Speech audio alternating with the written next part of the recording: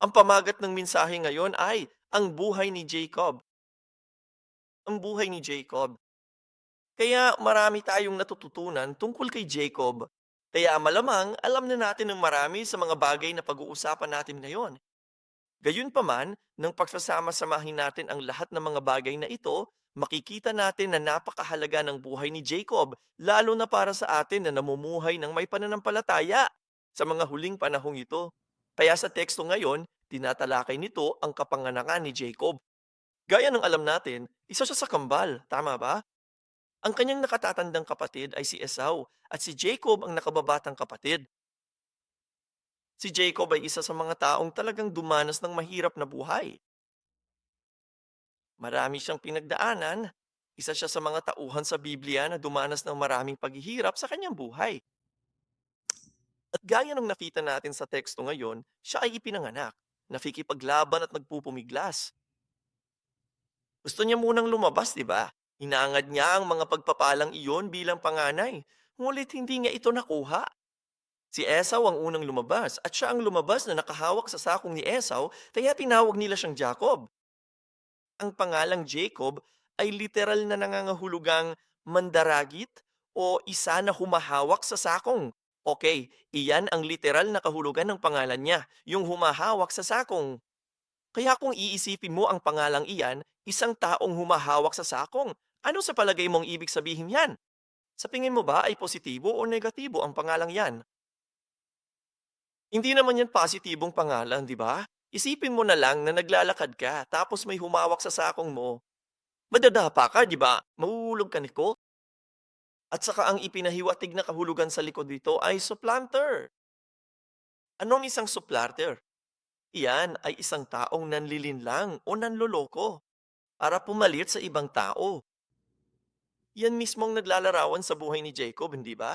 Nilinlang niya ang kanyang kapatid upang pumalit sa kanyang nakatatandang kapatid upang matanggap ang mga pagpapala ng panganay. Kaya ganun ang buhay ni Jacob. Kaya paano ito nauugnay sa atin ngayon? Tayo, pagkatapos ng pagkahulog ni Adan, lahat tayo ay makasalanan. Lahat tayo ay ipinanganak hindi bilang panganay, okay? Tayong lahat ay ipinanganak na makasalanan. Gayunpaman, tayong mga narito sa simbahan, narito tayo dahil hinahangad natin ang mga pagpapala ng panganay tulad ni Jacob. Kaya itinuturo sa atin ng buhay ni Jacob na bilang mga taong nagkasala, pagkatapos nating ipanganak sa mundong ito, kailangan din nating magsumikap at ipaglaban ang mga espiritual na karapatan at pagpapalang iyon bilang panganay, tulad ng ginawa ni Jacob. Bukod dito, maaari rin natin itong tingnan mula sa ibang pananaw, tulad ng kay Rebecca. May kambal siya sa sinapupunan niya at nag-aaway sila. Hindi niya alam kung ano nangyayari. Kaya tinanong niya ang Diyos, bakit ako ganito? Sa aking palagay, iyan na isang tanong na dapat itanong ng lahat ng makasalanan na nagnanais na maging matuwid. Tulad ni Rebecca, dapat nating itanong, bakit ako ganito? Bakit may pakikibaka sa loob ko? Bakit ako maaring maging mabuti ayon sa nais ng Diyos para sa atin? At sinagot siya ng Diyos na sinasabi, sapagkat may dalawang bayan sa iyo. At ang konklusyon ay ang nakababata o ang nakatatanda ang maglilingkod sa nakababata. Tama ba? Kaya anong ibig sabihin yan? May dalawang tao sa loob natin, sa ating lahat. Lahat tayo ay may kambal sa ating katawan. Sina Esau at Jacob ay nasa atin ngayon. Si Esau ay taong makalaman, ngunit siya ang panganay. At si Jacob ay isang taong espiritual. Siya ang mas bata.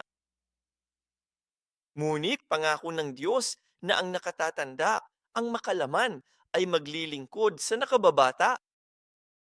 Ganon ang orihinal na layunin ng Diyos. Nang likahin ng Diyos ang mga tao bago ang pagkahulog ni Adan, ang Espiritu ng Diyos na nasa atin ay siyang mamamahala sa laman upang tayo ay lumakad ayon sa mga naisin ng Diyos. Tama ba? Pero pagkatapos ng pagbagsak, nabaliktad yon. Kaya nga si Esau ang pangalan. Kinakatawan niya ang taong makalaman, hindi ba? Kaya ang buhay ni Jacob at lahat ng kanyang mga paghihirap ay may napakahalagang kaugnayan sa ating ngayon. Kaya ang buhay ni Jacob ay maaaring hapiin sa 7 yugto at lumipat siya sa 17 iba't ibang lugar.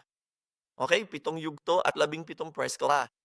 Parehong makabuluhan ang mga numerong ito sa Biblia, hindi ba? Ito ang bilang ng pagiging perpekto. Ang 17 ay 10 dagdagan ng 7, ang 7 ay perpekto, at ang 10 ay kumpleto. Kaya ang 17 ay isang bilang ng ganap na tagumpay kay Kristo, tama ba? Kaya at ating tingnan ang 7 yugto ng buhay ni Jacob at tingnan kung ano ang itinuturo nito sa atin ngayon tungkol sa ating buhay ng pananampalataya. Okay, tingnan natin ang numero 1. Ang unang yugto ay ang pakikipaglaban para sa mga biyaya ng panganay, tama ba? Yan ang blanco diyan, panganay. Gaya ng nakita natin, ipinanganak siyang lumalaban, tama ba? Nahihirapan, 'di ba? Kaya gaya ng sabi ko, may dalawang tao sa atin, 'di ba? Ang taong makalaman at ang taong espiritual. Naghihirap sila sa loob natin, tulad din na Esau at Jacob. Kaya kung magtitiwala tayo sa mga pangako ng Diyos, mangyayari ito upang ang espiritual ay magtagumpay. Gayunpaman, hindi ito magiging isang madaling laban. Kakailanganin nating dumaan sa mahabang proseso ng paghihirap tulad ng ginawa ni Jacob. Kaya't si Jacob ay lubos na nalubog sa ganitong pagnanais na makuha ang mga biyaya ng panganay. Yun pala, yun ang bumalot sa isip niya. Kaya tandaan mo yung eksena kung saan umuwi si Esau pagkatapos mangaso, gutom na siya. Sabi niya, bigyan mo ako ng ilan sa mga pulang bagay na yan dahil gutom na ako. Tama, tinatawag niya itong pulang bagay. Yun ang naging palayong niya, Edom, na nangangahulugang kuna. Okay? Kaya tila si Jacob ay nagluluto ng nilagang lentehas na kulay mapula-pula. Kaya agad na sinamantala ni Jacob ang pagkakataong iyon at sinabi niya, sige, ibibigay ko ito sa iyo kung ibebenta mo sa akin ang iyong karapatan sa pagkapanganay. Nakikita mo yan. Iyon lang ang nasa isip niya. Kahit sa sandaling iyon, iyon ang pumasok sa isip niya. Ibigay mo sa akin ang karapatan yan. Ibibigay ko sa iyo ang sopas.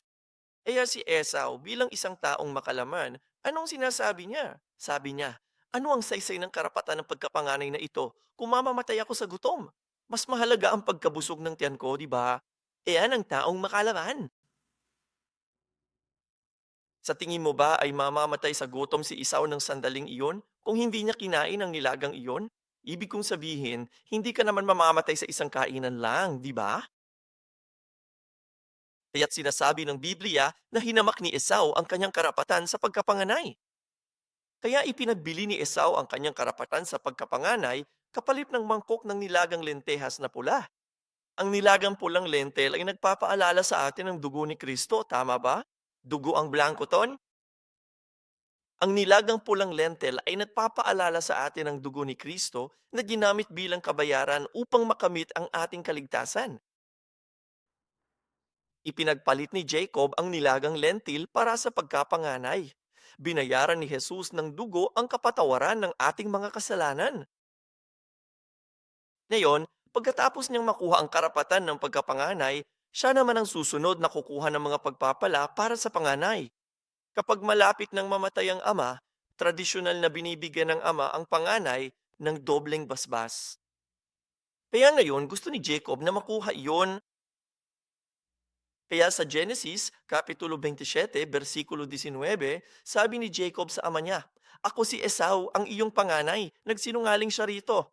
Ako si Esau, ang iyong panganay. Ginawa ko na ang utos mo. Bumangon ka, pakiusap. Umupo ka at kumain ka ng aking USA upang ako'y basbasan mo. Kaya si Isaac sa puntong ito ay matanda. Hindi siya masyadong makakita. Kaya sinabi niya kay Esau, tingnan mo, baka malapit na akong mamatay. Kaya't pagpapanahin ka, manghuli ka ng USA para sa akin at bumalik ka rito upang ikaw ay aking pagpalain. At narinig ito ni Jacob. Kaya ano ang ginawa niya? Ibinigay sa kanya ng kanyang ina ang damit ni Esau at kumuha ng isang kambing at niluto ito. Ngunit kinuha niya ang balat ng kambing at ibinalot sa mga braso at leg ni Jacob dahil mabalahibo si Esau, ngunit hindi si Jacob.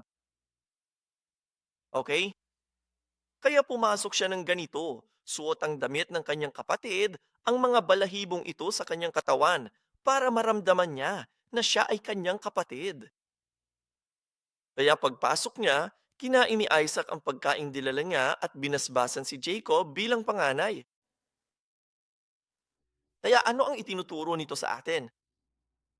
Ngayon, sa panlabas na anyo, ang bagay na ito na ginawa ni Jacob ay mapanlinlang. Isa itong kasalanan. Mali yun. Gayunpaman, sa espiritual na aspeto, may aral dito para sa ating ngayon. At ito na nga, itinuturo nito sa atin na wala ni isa sa atin ang may karapatang tumanggap ng basbas ng panganay. Bilang mga taong nahulog at makasalanang tao, wala sa atin ang may anumang merito upang makamit ang karapatang ito ng pagkapanganay, ang mga pagpapala ng panganay. Ikaw, anong kailangan nating gawin? Kailangan nating isuot ang damit at ang anyo ng tunay na panganay. At siya yon, ayam si Heso Kristo. Kung paanong isinuot ni Jacob ang damit ni Esau at pinaramdam sa sarili na mabalahibo siya na parang sarili niyang kapatid, kailangan din nating isuot si Heso Kristo upang matanggap ang ating mga pagpapala bilang panganay. Kaya sa mga taga Roma 13 versikulo 14 sinasabi, kundi isuot ninyo ang Panginoong Heso Kristo at huwag ninyong paglaanan ng laman upang masunod ang mga kahalayan nito. Kaya, bukod sa katotohanang ninanais ni Jacob ang mga basbas ng panganay, wala nang iba pa sa kanya na karapat-dapat sa mga basbas ng panganay na ito. At yan ang nagtuturo sa atin tungkol sa ating mga sarili. Ang katotohanang narito tayo ngayon ay nagpapakita na mayroon ding tayong ganitong pagnanais tulad ni Jacob. Gayunpaman, wala nang iba pa sa atin ng karapat-dapat sa mga pagpapala ng panganay dahil lahat tayo ay makasalanan. Ito ay sa pamamagitan ng biyaya ni Hesus Kristo. Kailangan tayong takpan ni Jesus para matanggap natin ang biyayang ito. Kaya natanggap ni Jacob ang basbas at nalaman ito ni Esau. At gusto siyang patayin ni Esau, hindi ba? Kaya pinapunta ni Rebecca si Jacob sa kanyang sariling bayan, sa Padan Aram, sa bahay ng kanyang kapatid na si Laban. Kaya't doon nagsisimula ang ikalawang yugto sa buhay ni Jacob. Ang ikalawang yugto ay ang tipan ng Bethel at ang mga paghihirap sa Padan Aram. Kaya tumakas si Jacob. Sa unang gabi, nanatili siya sa isang lugar na tinatawag na Luz, na kalaunan ay pinalitan niya ng pangalan bilang Bethel, ha? At doon, nang makatulog siya, na naginip siya tungkol sa isang hagdan. Tama ba? Na naginip siya na may hagdan na dumadampi sa langit at lupa. At may mga anghel na umaakyat at bumababa sa hagdan na ito. Tama ba? Kaya sa Genesis 28:12, sinasabing nananinip siya. At narito, ang hagdanang ito ay naglalarawan kay Hesukristo. Bakit natin sinasabi yan? Dahil ang hagdan na ito ang nagdudurugtong sa langit at lupa, tama ba? Nagsimula ito sa lupa, ngunit umabot ito sa langit. At hindi lamang iyan, sa Juan 1, versikulo 51, sinabi mismo ni Jesus at sinabi niya sa kanya, nakikita mo ba iyan? Dito, ang mga anghel ng Diyos ay pataas at pababa sa lupa. Yung hagdan, di ba? Ngunit dito sa bagong tipan, sinabi ni Jesus, ang mga anghel ng Diyos ay aakyat at bababa sa anak ng tao, si Jesus mismo. Kaya nga, sinasabi ni Jesus, ako ang hagdan na ito na nasa panaginip ni Jacob. Sa madaling salita, si Jesus lamang ang tagapamagitan na naguugnay sa langit at lupa, kaya nga natin siya kailangan. Kaya rito, nagpakita ang Diyos sa kanya, nagpakita kay Jacob at nakipagtipan sa kanya. At ang mga pangakong ibinigay ng Diyos kay Jacob ay halos kapareho ng pangakong ibinigay niya kay Abraham. Sabi niya, magkakaroon ka ng maraming inapo at babalik ka rito at aangkinin ng lupain ito. At pagkatapos ay nagdagdag ang Diyos ng isa pang bagay. Sa Genesis 28:15 sinasabi, narito, ako'y sumasayo at iingatan kita saan ka man magpunta. At ibabalik kita sa lupaing ito, sapagkat hindi kita iiwan hanggat hindi ko natutupad ang aking ipinangako sa iyo. Kaya't may isa pang pangako ang Diyos kay Jacob na siya, ang Diyos, ay sasamahan niya saan man siya magpunta. Hanggang sa ibalik niya siya sa lupaing ito at tuparin ang lahat ng mga pangako ng Diyos. Kaya naman, ito talaga ang ating kaibigan na si Emmanuel. Ano ang ibig sabihin ng Emmanuel? Ibig sabihin, kasama natin ang Diyos, di ba? Yan ang pangakong ginagawa ng Diyos dito. Sasamahan kita hanggang sa bumalik ka rito at lahat ng pangako ko ay matupad sa iyo. Kaya ang pangakong ito ay nananatili pa rin hanggang ngayon. Para sa atin na mga anak ni Abraham, tama ba na ang Diyos ay sa atin at tutuparin niya ang mga pangako? Ipinapakita nito muli ang pangako ni Jesus sa lahat ng kanyang mga disipulo, tama ba? Sa Mateo Kabanata 28, talata 20, habang umaakyat si Jesus sa langit, ano ang sinabi niya? Sabi niya, "Ako'y sasamahan ninyo hanggang sa katapusan ng mga panahon ha." Kaya isa sa mga dahilan kung bakit nagpakita si Jesus sa laman ay upang ipakita sa atin na ang Diyos ay kasama natin upang patunayan bilang ebidensya, tingnan mo, narito ako kasama mo. At kahit nung umalis siya at hindi na natin siya nakikita, ipinapaalala niya sa atin, pumunta ako rito para ipakita sa inyo na nandyan lang ako kasama ninyo, di ba? Kaya pumunta si Jacob sa bahay ni Laban at nagdusa ng husto sa loob ng 20 taon. Dahil masamang tao naman talaga ang tiyuhin niyang si Laban, hindi ba? Kaya si Laban ay naglalarawan sa Antikristo. Niloko niya siya at kinukuha lahat ng sahod niya at mga bagay na tulad niyan. Gayunpaman, ibinalik pa rin ng Diyos ang lahat kay Jacob. At sa pagtatapos ng 20 taon, siya ay yumaman. Siya ay may 4 na asawa at 11 na anak. At nang matupad ang 20 taon, sinabihan siya ng Diyos na bumalik sa lupain ng Kanaan, kaya't doon nagsisimula ang ikatlong yugto ng buhay ni Jacob. Ang pagbili ng Sichem at mga pagsubok sa Sichem. Kaya habang pauwi si Jacob sa Kanan, nabalitaan niya na ang kanyang kapatid na si Esau ay paparating na para patayin siya. Kaya't labis na natakot si Jacob. Kaya't nagpadala siya ng maraming regalo sa unahan niya upang ibigay kay Esau. Pinauna niya ang kanyang mga anak at mga asawa. At pagkatapos ay naiwan siyang mag-isa sa mga tawiran ng Jabo. At sa buong magdamag, sabi ng Biblia, isang lalaki ang lumitaw at nakipagbuno kay Jacob. At alam nating pimigil yon, di ba? Sa Genesis Kapitulo 32, talatang 26 hanggang 28, ito ang sabi ni Jacob, "Bitawan mo ako dahil mag-uumaga na." O ito ang sinabi ng lalaki, tama ba? Ngunit sinabi ni Jacob, "Hindi kita bibitawan maliban kung pagpalain mo ako." Kaya't sinabi niya sa kanya, "Anong pangalan mo?" At sinabi niya, "Jacob." At sinabi niya, "Hindi na tatawaging Jacob ang iyang pangalan, kundi Israel, sapagkat ikaw ay nakipagpunyagi sa Diyos at sa mga tao, at ikaw ay nanaig." Kaya dito natanggap ni Jacob ang bagong pangalan, Israel, na nangangahulugang nakipagpunyagi ka sa Diyos at sa tao, at ikaw ay nanaig. Okay? Kaya nakikita natin na dito, ang sinasabi ni Jacob mula pa sa simula ay mayroon siyang isang bagay na nasa isip sa lahat ng oras. Ano yun? Mga pagpapala. Ang gusto lang niya ay ang pagpapala ng Diyos.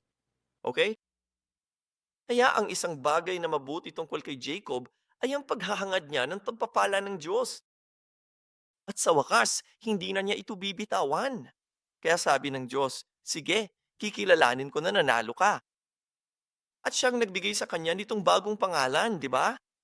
Israel, na nangangahulugang siya ay nakipagpunyagi sa Diyos at sa mga tao at nanaig. Kaya kapag isinuko natin ang ating mga sarili sa kalooban ng Diyos, doon tayo pinagpapala ng Diyos ng bagong pangalang ito na Israel. Kaya dito, nakilala ni Jacob ang Diyos na nagkatawang tao. Anong ibig sabihin ng magkatawang tao? Ibig sabihin, sa laman, di ba? Nakilala ni Jacob ang Diyos sa laman. At yan ay si Kristo. Kaya nga tinawag ni Jacob ang lugar na Peniel. Ang blanco roon ay si Pingil. At ang Peniel ay literal na nangangahulugang mukha ng Diyos. Okay, ang mukha ng Diyos. Ito ay dahil nakita niya ang Diyos ng harapan at hindi namatay. Kaya natanggap ni Jacob ang bagong pangalang ito. Siya ay nagiging isang bagong tao, ang Israel. At sa wakas, bumalik siya sa lupain ng Kanaan at binili ang lupain sa Shechem. At nanirahan siya roon ng halos 10 taon. Pero may masamang nangyari doon. Ang kanyang anak na si Dina ay ginahasa sa Shechem. At ang kanyang dalawang anak na lalaki, sina Simeon at Levi, ay naghiganti sa kanilang kapatid na babae sa pamamagitan ng pagsasabi sa mga Sikemita na magpatuli. Maliban na lang kung gagawin nila iyon, hindi sila maaaring mag-asawa kasama ng mga Israelita. Kaya nang sila ay matulina at nasasaktan, dumating sila at pinatay ang lahat ng mga lalaki. Kaya dahil doon, takot na takot si Jacob ngayon. Iniisip niya na susubukan ng mga taga Shechem na patayin ang kanilang buong pamilya. Kaya't nanalangin siya sa Diyos at sinabihan sila ng Diyos na bumalik sa Bethel at manirahan doon. Kaya't doon nagsisimula ang ikaapat na yugto sa buhay ni Jacob. Muling pagpapatibay ng tipan sa Bethel. Kita nyo, nakalimutan na ni Jacob ang panata na ginawa niya sa Bethel. Sabi niya, Diyos ko, kung ikaw ay kasama ko, kung bibigyan mo ako ng pagkakataong makabalik dito ng ligtas, ikaw ang magiging Diyos ko. Maglilingkod ako sa iyo bilang aking Diyos. Bibigyan kita ng ikasampung bahagi ng lahat ng aking kinikita, at babalik ako rito upang sambahin ka. Yun ang kanyang panata. Pero nakalimutan niya ang tungkol doon. Kaya't manatili siya sa Shechem at hindi na nagtuloy hanggang sa Bethel. Kaya ngayon, sa pamamagitan ng pangyayaring ito, pinapabalik siya ng Diyos. Kaya nang bumalik siya sa Bethel, ito ang sinabi ng Diyos sa Genesis 35, talata 9 hanggang 10. Nang magkagayoy, muling nagpakita ang Diyos kay Jacob nang siya'y manggaling sa Petan Aram at siya'y pinagpala. Sinabi ng Diyos sa kanya, Jacob ang pangalan mo. Hindi ka natatawaging Jacob, kundi Israel ang magiging pangalan mo. Kaya tinawag niya itong Israel. Ito ay parang pag-uulit lang ng nangyari sa Pinyel, di ba? Kaya bakit ginagawa ito ng Diyos? Binigyan na niya siya ng pangalang Israel, pero ibinibigay niya ulit ito sa kanya na parang ito ang unang pagkakataon. Kaya sa madaling salita, ang sinasabi ng Diyos dito ay iyan. Dahil nakalimutan niya ang kanyang panata at hindi na bumalik pa hanggang sa Bethel, hindi niya tinupad, hindi ginampanan ni Jacob ang kanyang bahagi. Kaya sa wakas, nang bumalik siya sa Bethel, sinasabi ng Diyos, sige, ngayon, ikaw na talaga ang Israel. Ngayon, nakamit mo na ang basbas at mga karapatan bilang panganay.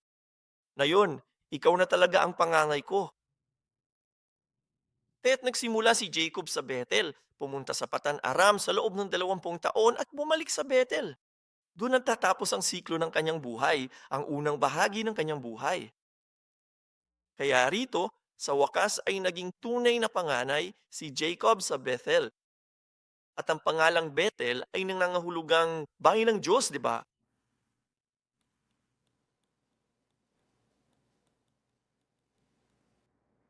Kaya dito, nagtatapos ang ulang kalahati ng buhay ni Jacob.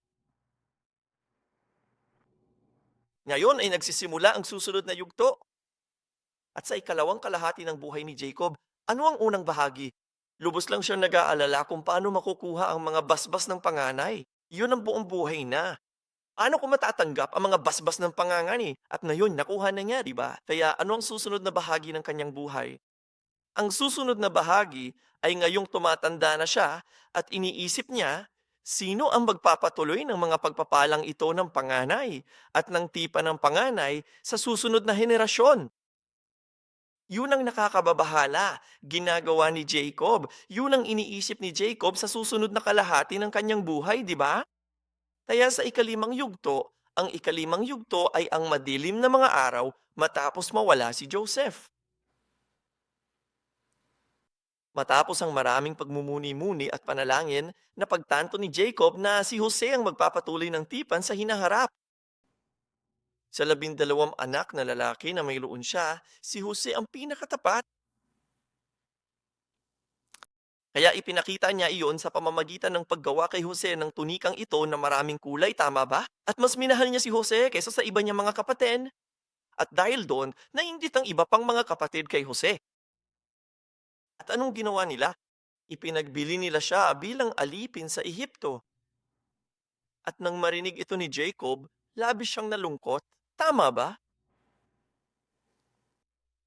Yon ang kanyang panganay, na siyang magpapatuloy ng biyayang ito sa susunod na henerasyon. Pero inakala niyang patay na si Jose. Kaya maiisip mo ang sakit na nararamdaman niya. At pagkatapos, kaya sa Genesis, Kabanata 37, mga talata 3 at 4, gumawa siya ng isang napakakulay na tunika para kay Jose. At dahil doon, kinamuhiyan siya ng kanyang mga kapatid. At kaya nila siya ipinagbili. At ang susunod na yugto, ang ika-anim na yugto sa buhay ni Jacob ay ang 17 taon.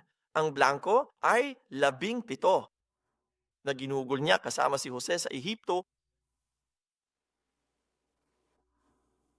Kaya akala niya patay na si Joseph, hindi ba?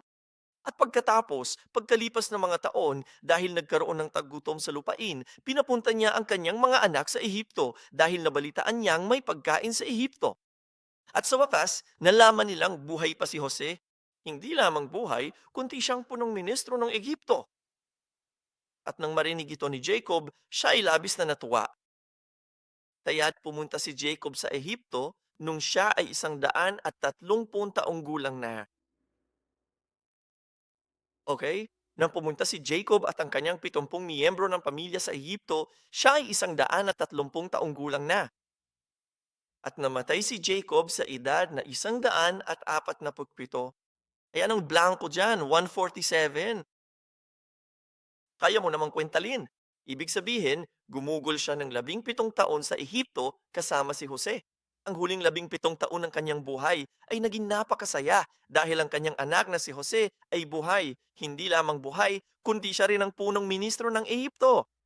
Kaya inalagaan siya sa Ehipto, di ba? At pagkatapos, sa wakas, sa Genesis 49, talata 33, sinasabi nito, nang matapos na si Jacob sa pagbibigay ng mga utos sa kanyang mga anak, inihilid niya ang kanyang mga paa sa higaan at nalagot ang kanyang hininga at siya'y nalakip sa kanyang bayan. Kaya ito ang pinangyarihan ng pagkamatay ni Jacob. Sa aklat, bilang ikalawang serye na The History of Redemption, tinatalakay nito ng malaliman at malawakan ng eksenang ito. At ang author, si Reverend Abraham Park, ay nagsabi, ito ang isa sa pinakamagandang eksena ng kamatayan sa Biblia. Sinasabi nito na ibinaon niya ang kanyang mga paa sa kama at malagutan ng hininga. Hindi siya tinulungan ng mga tao. Inihiga niya ang kanyang mga paa sa kama at inihanda ang sarili sa pagharap sa Diyos. Kaya sinasabi ng kasaysayan ng pagtubos, tanging ang mga taong nakatupad na sa kanilang bigay Diyos na tungkulin at tawag sa buhay ang makapaghanda para sa kamatayan ng ganito. Hindi natakot si Jecon. Handa na siya dahil natupad na niya ang kanyang mga tungkulin sa buhay. Siya ang nagkamit ng mga karapatan bilang panganay at ng mga pagpapala at ipinasa niya ito sa kanyang anak na si Jose. Tama ba? Nang makilala niya ito rito sa Ehipto, ipinasa niya ang biyayang iyon kay Jose. Binigyan niya si Jose ng 2 buong pagpapala sa pamamagitan ng pagbibigay sa kanya ng lupain ng Sikem, isang bahagi pa, isa sa lahat ng kanyang mga kapatid. At sinabi niya kay Joseph ang gagawin. Itinuro sa kanya ang gagawin sa hinaharap, tama ba? Na siya ay kailangang ilibing sa Kanaan, hindi sa Ehipto, na nagpapahiwatig na ang mga Israelita ay lalabas sa Ehipto at babalik sa Kanaan. Kaya naman, iniabot niya lahat ng iyon. Ipinarating niya ang lahat ng iyon sa kanyang anak. Natapos na niya ang lahat ng gawain iyon at ngayon ay handa na siyang tawagin ng Diyos, tama ba? Ito po ay ang imahe ng isang taong nakatupad sa mga tungkulin at tawag ng Diyos sa kanyang buhay. At sa wakas, ang huling yugto sa buhay ni Jacob ay ang kanyang prosesyon ng libing at paglilibing. Gaya ng nais ng kanilang mga ama, kinuha ni na Jose at ng mga kapatid ang bangkay ni Jacob at dinala ito. Dinala siya sa isang prosesyon pabalik sa Kanaan at inilibing siya sa Hebron, sa yungib ng Makpela, kung saan doon inilibing sina Abraham, Sarah, Isaac, Rebecca at Leah. Kaya si Jacob ay ililibing doon sa tabi ni Leah. Tama ba? Anim na tao, sina Abraham, Sarah, Isaac, Rebecca, Jacob at Leah na pawang nakalibing sa iisang kuweba, ang kuweba ng Makpela sa Hebron. Yan ang huling hiling ni Jacob at tinupad nila Jose at ng kanyang mga kapatid ang kahilingang iyon. Sinunod nila ang kanilang ama.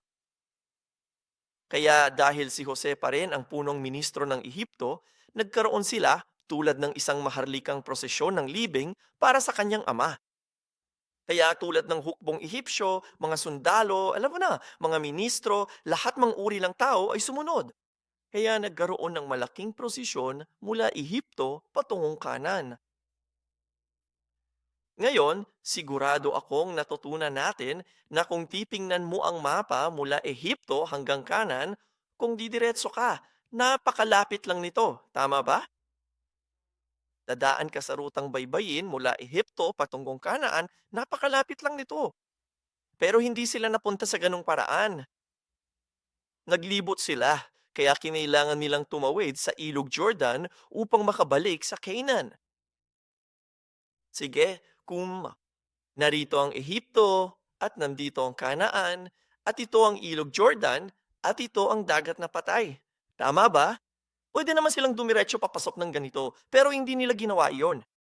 Sila ay umikot ng ganito at tumawid sa ilog dito at pumasok sa Canaan at pagkatapos ay bumalik pababa sa Hebron na nasa katimugang bahagi. Walang saysay, di ba? Ito ang mas madaling ruta at mas mabilis na ruta. Pero ganito ang naging daan nila. Bakit? Inutusan sila ng Diyos na gawin to dahil ito ay naglalarawan ng paglalakbay sa ilang na kailangang pagdaanan ng mga Israelita sa hinaharap. Si Jacob ay kumakatawan sa Israel, tama ba? Israel ang bago niyang pangalan, di ba? Ang kanyang mga anak ay tatawaging Israel. Pupunta sila rito. Kaya't ganito rin ang naging takbo ng libing ni Jacob. Ngunit, bago sila tumawid sa Jordan, dito mismo, huminto sila. Sa Genesis, Kabanata 50, talata 10, ganito ang sinasabi, nang dumating sila sa giikan ng Atad na nasa kabila ng Jordan, tama ba? Sa kabilang panig ng Jordan. Doon sila'y nanangoy ng may napakalakas at mapanglaw na panangoy. At 7 araw niyang ipinagluksa ang kanyang ama. Sige, kaya bago sila tumawid sa Jordan, huminto sila rito sa lugar na tinatawag na Gikaan ng Atad. At 7 araw nilang pinagluksa si Jacob. Kaya bakit nila ginagawa ito? Ano ang isang bigan? Ang giikan ay karaniwang isang napakalawak, bukas at patag na lugar sa labas, kadalasan sa isang burol sa isang mataas na lugar na bukas sa buong paligid. Kapag sila ay nag-aani, dinadala nila ang lahat ng kanilang butil sa gikan at tinatapakan nila ito upang ihiwalay ang trigo mula sa tangkay at ipa. At pagkatapos kukunin nila iyon at panalo sila, ngayon na. Ang ibig sabihin ng pagtatahip ay kukuha ka ng malaki at parang kawali at ilalagay nila ang mga butil doon at ihahagis nila ito ng ganito. At kapag inihagis mo ito, umiihip ang hangin, tama ba? Kaya ang ipa na mas magaan ay lilipad palayo. Ang butil na mas mabigat ay mahuhulog pabalik sa kawali. Yan ang proseso ng pagtatahip. Ginawa nila yun sa giikan at inihalin tulad iyon ni Jesus sa paghuhukom. Kaya sa Mateo 3, versikulo 12, sinasabi nito, ang kanyang kalaykay ay nasa kanyang kamay at lilinisin niyang lubos ang kanyang giikan.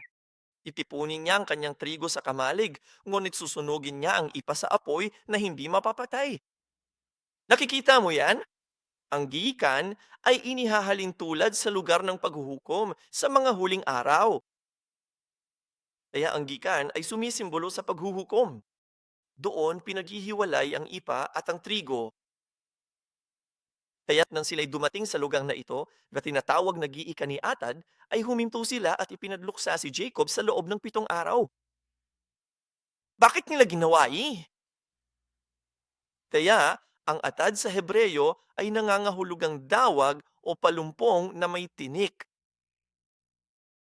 Okay, ang blanco ay palumpong na tinik. Kaya mula sa pangalang iyan, maaari nating hulaan muna itong giikan ay isang lugar kung saan nila dinala ang mga punong may tinik at tinanggal ang mga tinik. Tama ba? Pati na rin ang mga butil at trido. Anong itinuturo ni pa sa akin? Ang mga tinik sa Biblia ay unang lumitaw sa Genesis 3:18 nang si Adan ay nakasala. Nang magkasala si Adan, sinabi ng Diyos na yon ay sisibol ang lupa, mga tinik at dawag, at kailangan mong magtrabaho ng husto para makakain mula rito. Kaya ang mga tinik ay direktang resulta ng pagbagsak ni Adan. Kaya sa tingin mo ba, ang tinutukoy ng Diyos dito ay ang aktual na pisikal na mga tinik sa mga puno at halaman? Sa tingin ko, hindi, di ba? Dahil nang binanggit ni Jesus ang apat na uri ng lupa, binanggit din niya ang tungkol sa matinik na lupa, tama ba? Ang lupang pinag-aaralan natin ay sumisimbolo sa ating mga puso. Kaya ang mga tinik ay bunga ng kasalanan at pagbagsak. Sa madaling salita, lahat tayo ay may mga tinik sa ating sarili. Lahat ng taong nahulog sa kasalanan ay may mga tinik. Kaya nga masakit sa isa't isa ang mga sinasabi natin, di ba? Sa halip na magsalita ng maayos, nagsasabi tayo ng mga bagay na makakasakit sa isa't isa. Tinutusok namin ang amin mga minamahal na miyembro ng pamilya sa aming mga salita, sa aming mga mata, sa paraan ng aming pagtingin sa isa't isa. Mga tinik lang lahat yan. Lahat ay meron nipo. At itong giikan ng APD ang lugar kung saan inaalis ang mga tinik na yon. Kaya ang atad, ang gikan ng APA ay malapit sa Peniel. Yan ang blanco doon. Malapit yon sa Peniel. Sige, iguhit ko ulit ang mapa na yan. Kung ang Canaan ay narito at ang ilog Jordan at ang dagat na patay ay narito, mayroong isang maliit na ilog na lumalabas na tinatawag na Jabok. At ang mga tawiran ng Jabok ay kung saan nakipagbuno si Jacob sa Diyos, tama ba? Kaya pala, nasa kung saan ito malapit dito. At ang gikan ng Atad, sa ating palagay, ay nasa kung saan dito. Ang mga tawiran ng Jabok ay parang isang kanyon. Isa itong malalim na kanyon at malamang na napakakipot nito. Okay, kaya hindi maraming tao ang makakapunta doon. At nang dumating ang prosesyon ng libing, maraming tao ang kasama nila. Kaya ang pinakamalapit na lugar kung saan nila maaaring tirahan ang lahat ng mga taong iyon ay malamang na ang lugar na ito na tinatawag na Giika ni Atad. Malapit iyon sa Piniliel kung saan natanggap ni Jacob ang kanyang bagong pangalan na Israel. Doon, naging isang bagong tao si Jacob. Ang ipa, yun ay nasa kanya. Ang mga tinik na nasa kanya ay inalis ng Diyos at siya ay naging Israel. Yun ang pinakamataas na punto ng kanyang buhay. Yon ang pinakamahalagang pangyayari sa buhay ni Jacob. Kung babalikan mo ang buhay ng isang tao at tatanungin, anong pinakamahalagang pangyayari sa kanyang buhay? Para kay Jacob, dito sa Peniel ito mangyayari. At alam ito ni Jose. Kaya nang pumunta sila rito, huminto sila. Ginunita nila ang buhay ni Jacob sa pag-aalala sa nangyari sa kanya roon, kung paano siya naging Israel sa lugar na ito, kung paano inalis ng Diyos ang mga tinik sa kanya. At pagkatapos nun, naduwa niyang makipagkasundo kay Esau. Naging ibang-iba na talaga ang pagkatao ni Jacob, di ba? Hindi lang nila iyon ginunita, kundi sigurado akong habang naroon sila, pinagninilayan at pinagninilayan nila iyon dahil kailangan nilang dumaan sa parehong proseso. At pagkabalik nila mula sa leading, pinatawad ni Jose ang kanyang mga kapatid at nakipagkasundo na siya sa kanyang mga kapatid, tama ba? Hindi siya naghiganti sa kanila. Kaya natuto si Jose mula sa buhay ng kanyang ama. Kaya ang gikan ng ATA ang pinakamahalagang bagay na nangyari kay Jacob sa Piniel.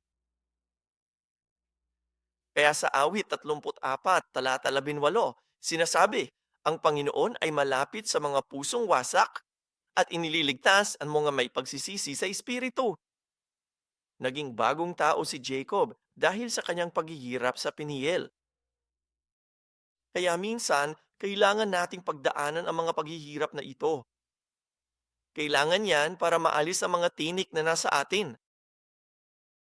Sa Isayas Kabanata 21, versikulo 10, sinasabi, "O aking giikang bayan at aking nagdadalamhati sa giikan, ang aking narinig mula sa Panginoon ng mga hukbo ng Diyos ng Israel ay aking ipinaalam sa inyo." Tingnan mo, ang mga Israelita ay tinatawag ng mga nagdadalamhati sa gikan. Ganun na ang nangyari kay Jacob, di ba? At siya ay naging Israel. Kaya pagkatapos durugin at giikin, si Jacob ay naging Israel.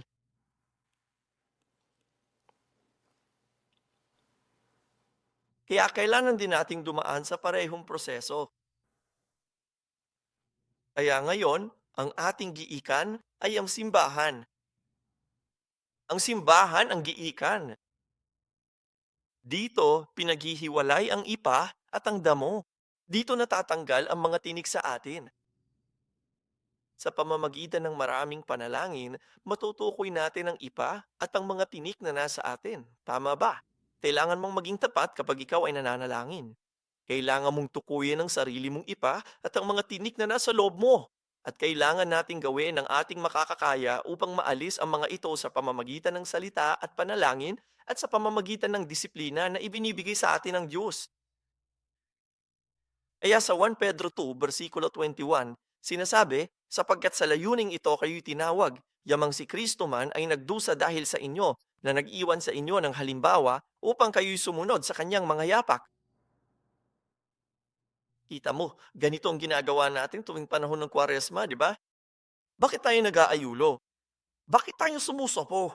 Ilan sa mga bagay na gusto natin ngayong panahon ng Kwaresma dahil sa pamamagitan ng pagdurusa, nagagawa nating disiplinahin ang ating mga sarili at alisin ang ipa at mga tinik na nasa atin.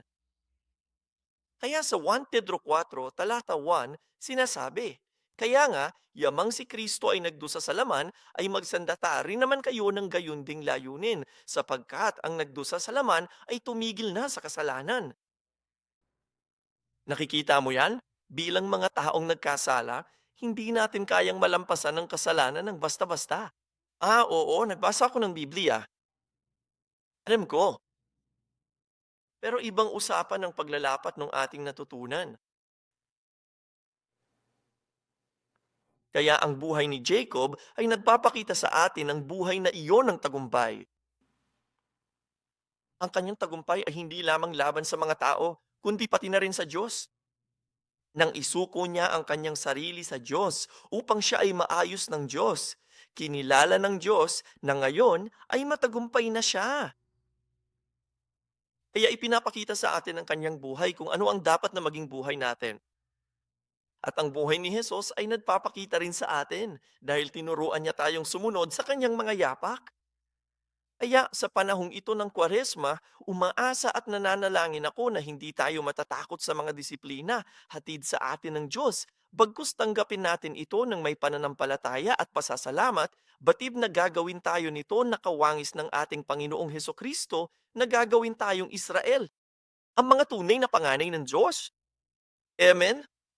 At umaasa at nananalangin ako na magpapatuloy tayo sa gawain ito at maging tapat upang matapos ng Diyos ang kanyang gawain sa ating buhay. Amen? Manalangin tayo.